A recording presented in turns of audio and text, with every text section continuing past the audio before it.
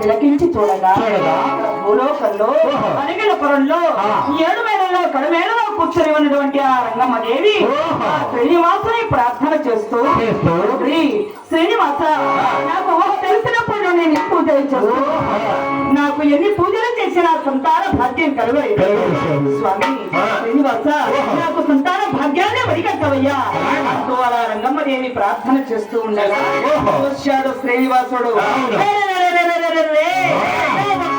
రంగమ్మ సంతానం కొరకు చాలా బాధపడుతూ ఉన్నది, సంతానాన్ని కలుగ చేయాలి అని అనుకున్న శ్రీనివాసుడు ఆ శేషాద్రి వదలి బ్రాహ్మణ రూపాన్ని ధరించి ఈ శివరామయ్య గారి భవంతి ముందు చేరి లోనికి వెళదామనుకుంటూ మరలా అనుమానిస్తూ ఉన్నాడు.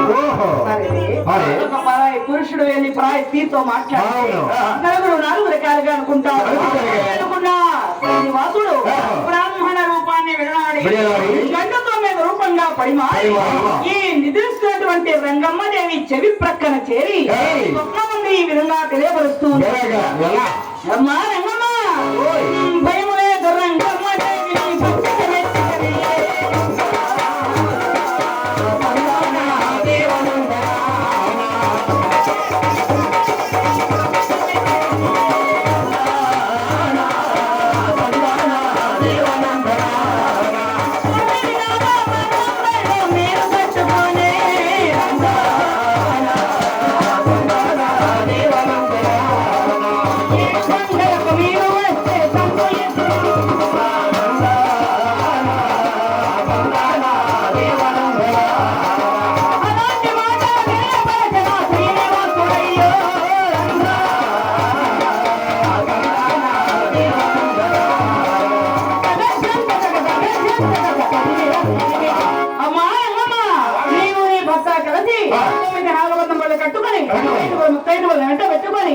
సన్నిధానానికి వచ్చి ధ్యానించినట్లయితే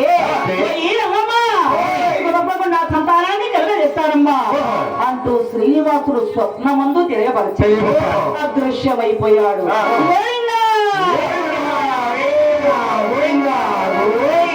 ఆ స్వప్నాన్ని కాంచినటువంటి రంగమ్మదేవి తుళ్ళిపడి లేచింది.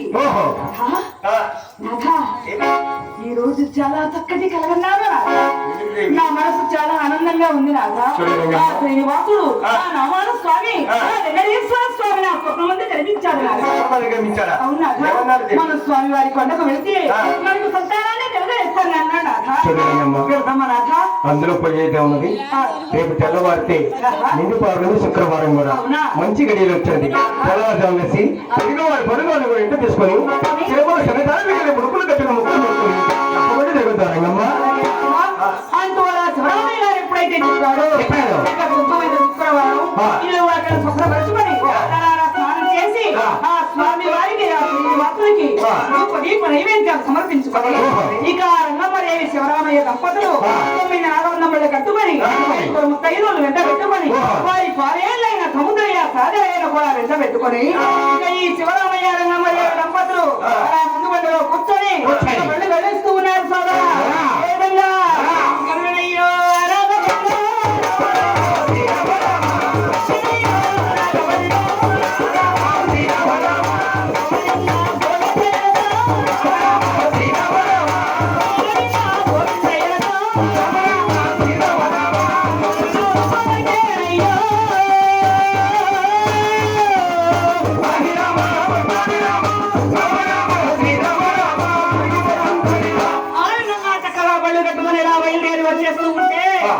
ఇక అడవి మధ్యలోకి వచ్చేసరికి ఇక ఈ సముద్రయ్య సాగరయ్య